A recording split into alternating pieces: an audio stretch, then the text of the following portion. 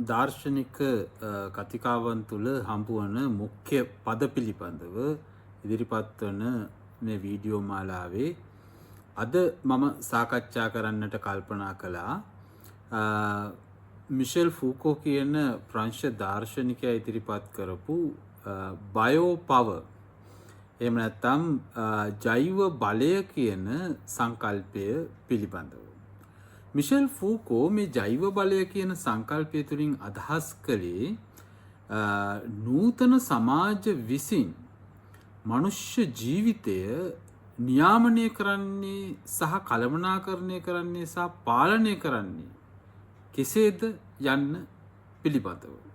මොකද මිෂෙල් ෆූකෝ දුටුවා අතීත යුරෝපීය සමාජය සහ නූතන යුරෝපීය සමාජයේ පාලනය සිද්ධ වන ආකාරය ක්‍රම දෙකක් වශයෙන් සිද්ධ වුණා කියන දේ.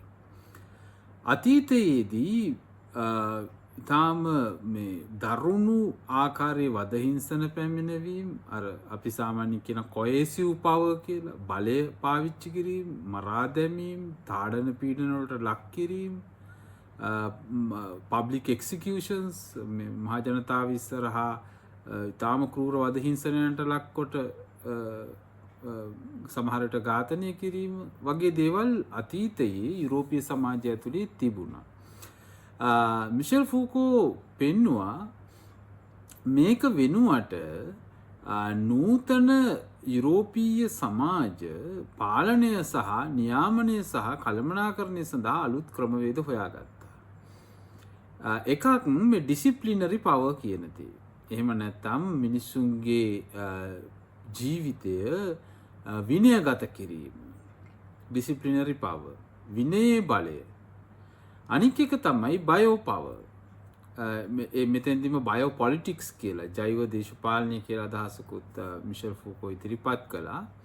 ඒ කියන්නේ අතීත සමාජයේ තිබ්බ නැති විදිහේ නව ජීවන ක්‍රමයක් මිනිසුන්ගේ ජීවිත පරිපාලනය පාලනය කරන ක්‍රමයක් 18 වන සියවසෙන් පස්සේ යුරෝපයේ ඇති වුණා.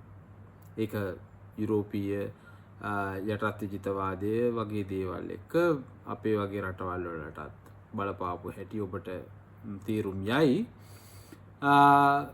එහිදී වෙච්ච දෙයක් තමයි අපේ ජීවිතේ දැන් උදාහරණයක් විදියට අධ්‍යාපනය, ඒ වගේම අපේ වර්ධනය, සංවර්ධනය, ප්‍රජනනය මේ වගේ දේවල් සියල්ල බොහොම මේ පාලනය කරපු සංවිධිතාකාරයට පවත්වාගෙන යාම. ඒ කියන්නේ දරුවෝ කොපමණ සංඛ්‍යාවක් පවුලකට ඇති කරගන්නවද? ජනගහනය කොච්චර වෙනවද?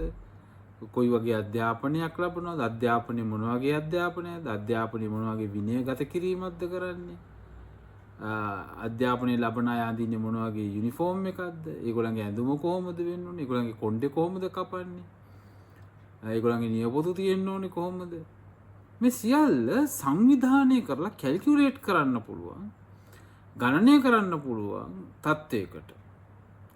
එතකොට මරණ මාතෘ මරණ අනුපාතය කීයද? ලදරු මරණ අනුපාතය කීයද?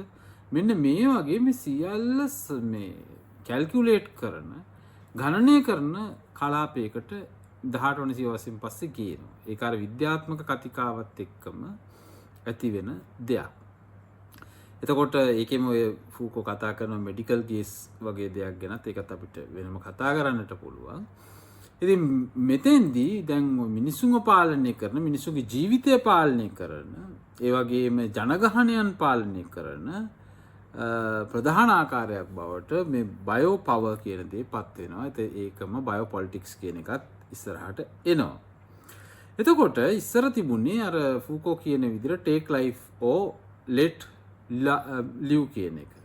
කියන්නේ කෙනෙක්ගේ ජීවිතය යාගේ ටේක් ලයිෆ් යා හිසකසා දාන්න පුළුවන්, වෙඩි තියලා මරන්න පුළුවන්, ඒ වගේ දෙයක් කරන්න පුළුවන්. හෝ එයාට ජීවත් වෙනවා කියන දෙක අතර තමයි අර සවරින් පවර්, ස්වෛරී බලය ක්‍රියාත්මක වුණේ අතීත ලෝකයේදී.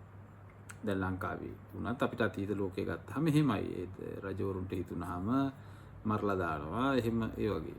ඊට පස්සේ දැන් මේ නූතනත්වයත් එක්ක මේ මොඩර්න් බයෝ පවර් එක ගත්තාම ඊට වඩා සමාජය පාලනය කරන සංවිධානය කරන කළමනාකරණය කරන විදි තියෙනවා. මිනිසුන්ව පාලනය කරන විදි.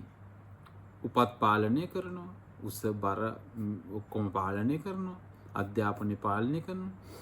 එතකොට මිෂෙල් ෆූකෝ මේ අදහස් මාලාව ඔහුගේ ප්‍රධාන කෘති දෙකකදී ඉදිරිපත් කරනවා. මේ දෙකක මේ හඳුනා ගන්නට පුළුවන් මේ බයෝ පවර් පිළිබඳ අදහස. විශේෂයෙන්ම History of Sexuality කියන කෘතිය, ලිංගිකත්වයේ ඉතිහාසය කියන ඔහුගේ කෘතිය.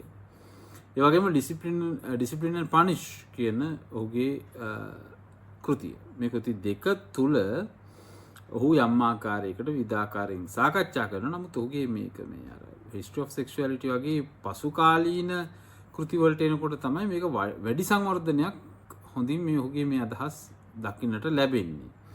විශේෂයෙන් 1970 දශකයේ ඔහුගේ අදහස් පද්ධතිය ඇතුලේ තමයි හොඳින්ම මේ බයෝ පවර් කියන අදහස් පිළිබඳ හොඳින්ම විධාරණය වීමක් සිද්ධ වන්නේ.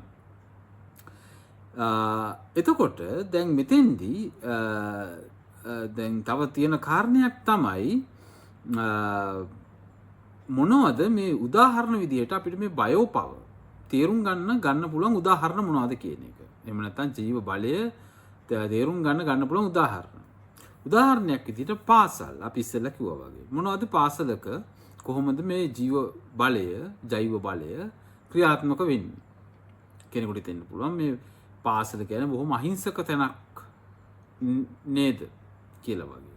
නෑ, මෙයා කියන්නේ එක පොලිටිකල්. ඒක දේශපාලනිකයි. ඒක එතන බයෝපොලිටිකල් ඉන්ස්ටිටියුෂන් එකක් විදිහට තමයි ෆූකෝ පාසල වගේ එකක් ගන්න. පාසල විතර නෙවෙයි, තව බොහෝ ආයතන සමයි තියෙනවා. එතකොට දැන් පාසලක ටයිම් ටේබල්ස් කාලසටහන. ඉතින් ඇත්තටම මේ පාසල් දැන් අපි දුවන පාසල් ක්‍රමය ඇත්තටම හදන්නෙම මොඩර්නිටි එකත් එක්ක. ඒ කියන්නේ මේ යුරෝපීය සමාජයේ කාර්මිකකරණය, ඒ වගේම නාගරිකකරණය එක්ක මේ කාර්මිකකරණයත් එක්ක ඇතිවෙච්ච ෆැක්ටරිස් වලට අවශ්‍ය මිනිස්සු හදන්න තමයි ඔය අපි පන්ති කාමර බෙදලා ඒ ඇසෙම්බලි ලයින් එකේ විදිහටම තමයි අපි පාසලත් යම් ආකාරයකට ආකෘතිගත කරන්නේ. ප්‍රසියාවේ හිම පාසල පිළිබඳ මුල්ම අත්දැක බැලීම එන්නේ ඒ විදිහට. එතකොට මේ රෙගියුලේට් ටයිම්, ඒ කියන්නේ මේ අර කම්කරුවෙක් නියාමනය කරන ලද කාලයක් ඇතුළත වැඩ කරනවා වගේ මේ විදිහටම පාසල ඇතුලේ අලුත් මිනිහෙක් හදනවා. දැන් ඔය ප්‍රවේණිදාසයෝගේ එහෙම මිනිස්සු හිටියේ නැහැ. ඔයගේ රෙගියුලේට් ටයිම් එකකට වැඩ කරපු මිනිස්සු හිටියේ නැහැ.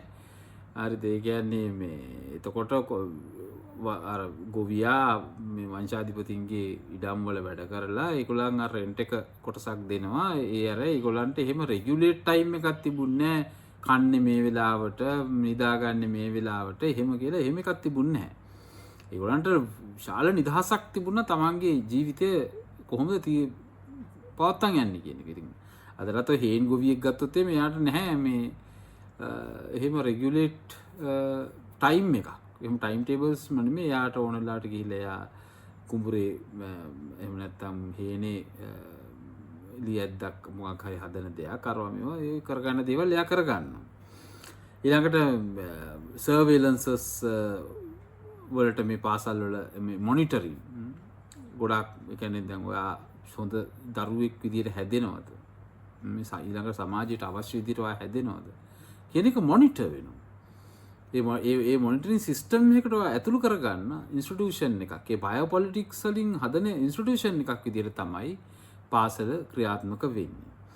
ඊළඟට රෑන්කින් මොනවාද මේ විභාගවලදී ග්‍රේඩින් දෙනවා. A එකක් දෙනවා, B එකක් දෙනවා. මේවා ඔක්කොම මේ වෙන එකක් නෙමෙයි. අලුත් මිනිහෙක් හදන ඔහොම මිනිස්සු ඉස්සර හිටියේ නෑ.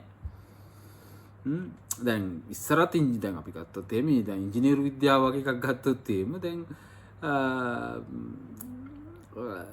අපි ඒක අර මේ සිස්ටම් එකට හරි යන ඉංජිනේරුවෙක් නේ දැන් හදන්නේ. ඉතින් ඉස්සර ලංකාවේ රුවන්වැලි සෑය යෝධයල ඔය මේ ඔක්කොම හදන්නේ ඉංජිනේරුවෝ තමයි. හැබැයි ඒගොල්ලන්ට මේ මෙහෙම බයෝපොලිටික්ස් වලට නතු වෙච්ච ඉංජිනේරුවෙක් නෙමෙයි හිටියේ.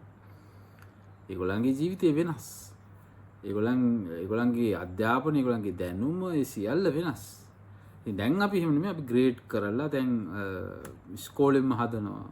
ඒ තුනක් ගන්න එක්කෙනා අතෙන්ට යනවා මෙතෙන්ට යනවා. මේ ග්‍රේඩ් කරලා මේ සිස්ටම් මේ බොහොම කැල්කියුලබල් ජීවිතයක් තමයි මිනිසුන්ට අරන් දෙන්නේ.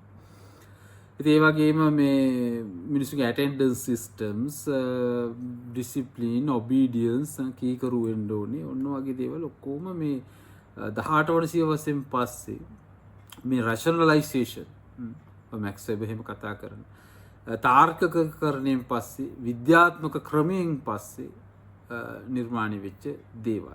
ඒ වගේම තමයි ෆූකෝ මේ කතා කරන තව කොහොමද මේ බයෝ පවර් හොස්පිටල්ස් වල, ප්‍රිසන්ස් වල, රෝහල් වල, බන්ධනාගාර වල පවා ක්‍රියාත්මක නේ ආයතන. ඒ ආයතන වලින් මිනිස් ශරීරය සඳහා අවශ්‍ය නිර්ණායක ප්‍රතිමාන සහ සමහරවිට මෙඩිකල් ගේස් බැල්ම පවා ලබා දෙනවා.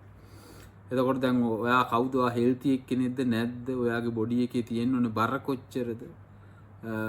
මේ වගේ දේවල්. ඔයා කන්න ඕනේ මොනවද? කැලරි ප්‍රමාණය කොච්චරක් ඔයා ගන්න ඕනේ ශරීරයට? ඔයා මොන වගේ ප්‍රෝටීන් ගන්න ඕනේද? මොන වගේ විටමින් වර්ග ගන්න ඕනේද? ඔයා නෝමල් වෙන්නේ මොන විදිහටද? ඔයා ඇබ්නෝමල් ශරීරයක් තියෙන්නේ කොයි විදිහටද? ඔයාගේ අතපය විකෘති වෙලා නම් ඒවා ඔයා නිවැරදි කරන්න ඕනේ කොයි විදිහටද? මේ සියල්ල අර මිනිස්සුන්ව නිර්මාණය කරන බයෝපොලිටික්ස් වලට අයිති වෙන දෙයක්. එතකොට මේක අපි හිතනවට වඩා තාම සංකීර්ණ දෙයක් විදිහට තමයි ෆූකෝ දැක්කේ. මේක මේ මිනිස්සුන්ව පාලනය කරන වෙන විදිහක්. අර ඉස්සර take life for let live කියන එක නෙමෙයි. සවරින් පව එකත් එක්ක තිබිච්ච එක නෙමෙයි මේ කියන්නේ. ඊට වඩා ඊටාම සංකීර්ණ සියුම් විදිහට මිනිස්සුන්ව පාලනය කරන, මිනිස්සුන්ව හැඩගස්වන, මිනිස්සුන්ව ජීවත් කරවන්න ලෝකයේ ඒ කියන්නේ මේ සමාජ ක්‍රමයකට අවශ්‍ය විදිහට මිනිස්සුන්ව හැඩගස්වන ක්‍රමයක් බවට මේකපත් වෙනවා. ඒක උදාහරණයක් විදිහට මේ ෆූකෝ History of Sexuality පොතේ එක තැනක කියනවා, for the first time in history biological existence was reflected in political existence, right? ඉතිහාසයේ පළමුවරට for the first time in history biological existence, ජෛව විද්‍යාත්මක පැවැත්ම was reflected in political existence, right? දේශපාලනික පැවැත්ම තුළ ජෛව විද්‍යාත්මක පැවැත්ම පරාවර්තනය වෙන්නට ගන්නවා. එතකොට මේක ඉතිහාසයේ ග්‍රීක යුගයේවත්, රෝම යුගයේවත්, මධ්‍යකාලීන යුගයේවත් මේක වෙච්ච වැඩක් නෙමෙයි.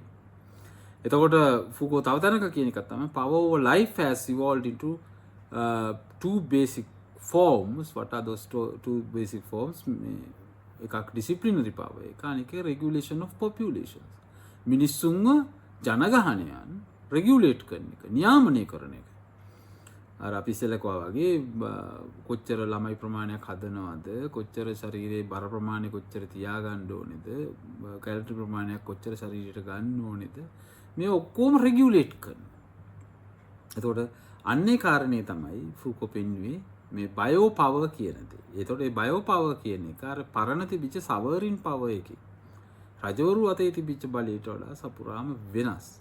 මේ නූතන ලෝකයේ මිනිසුන් පාලනය කරන්න පාවිච්චි කරන දේශපාලනික බයෝපොලිටික්ස්, ජෛව දේශපාලනයත් එක්ක සම්බන්ධ බලය පිළිබඳ අලුත් මානයක්, අලුත් හෙළිදරව්වක් විදිහට තමයි ෆූකෝ මේක 1970 දශකයේදී ප්‍රධාන වශයෙන්ම සංවර්ධනය කරන්නේ. මේක ෆූකෝගේ දාර්ශනික චින්තාව තුළ තියෙන ඉතාම වැදගත් අදහස් වලින් එකක්. ඔහුගේ කී ටර්ම්ස්, මුඛ්‍ය පද වලින් එකක් විදිහට තමයි හඳුනා ගන්නට පුළුවන් වෙන්නේ.